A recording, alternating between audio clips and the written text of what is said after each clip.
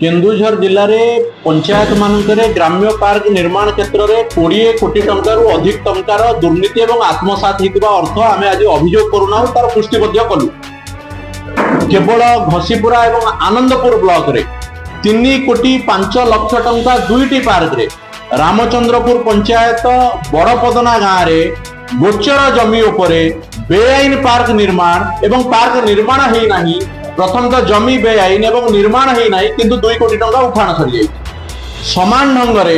अत्यंत संवेदनशील आपत्तिजनक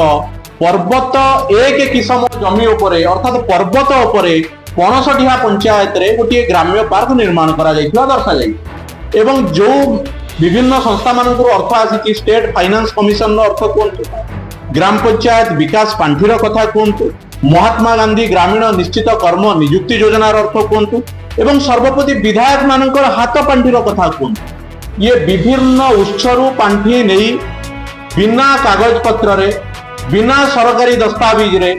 बेआईन भाव रे पार्क निर्माण करा जायतिबा दर्शा जायकरी 3 कोटी 5 लाख टंका आत्मसात करा जायति। तत्कालीन जिलापाल ठारू आरंभ करी जिला परिषद कार्यनिर्वाही अधिकारी बीडीओ तहसीलदार राजस्व निरीक्षक राजस्व सुपरवाइजर जेई सरपंच पीओ ये समस्त गोटे नेक्सस करी गोटे ग्रुप करी ए 3 कोटी 5 लाख टंका को आत्मसात करिसंती एवं जेहेतु विधायक माने मध्य समान काम रे पांठी देइचंती एतिरे विधायक माने हाथ पांठी देइचंती नुह हाथ गुंजा नेइचंती एवं एतिरे मध्य सेमानकर 50% रो सिंह भाग थिबा हमें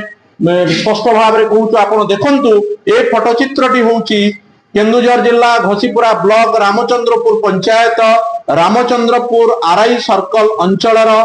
गोटे ग्राम्य उद्यान जहाँकि बड़पदना अंचल अच्छी 2 कोटी टंका एतिरे आत्मसात एटी कौ छुआ जाउचंती खेलिबा पई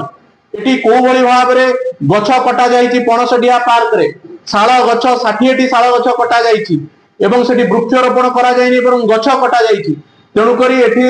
आपनकर वन विभाग मध्य संदेह घरको आसुची अर्थात ये समस्ते मिसिकरी ये अर्थ को आत्मसात करिया पई गोटे बड़ प्रकरण तैयारी करथिले एवं से प्रकरण रे से समय बिजू जनता दल सरकार संपूर्ण भाव रे तांको सहाय्य एवं सहयोग करथि। चूड़ा तदंत हो जो माने आर्थिक तुषारपात एवं अर्थ को आत्मसात करिसंती आत्मस्थ करिसंती सेमानक विरोध रे दृष्टांतमूलक कार्यानुष्ठान ग्रहण करा जाऊ एवं कागज पत्र को जालियाती करिवा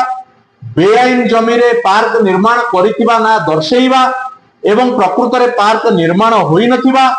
काम संपूर्ण होई नथिबा एवं अर्थ उठाण हेतिबा ए समस्त दफा लगेकरी संपृक्त अधिकारी विरोध रे भारतीय दंड विधान आईन अनुसार पिंगल कोड अनुसार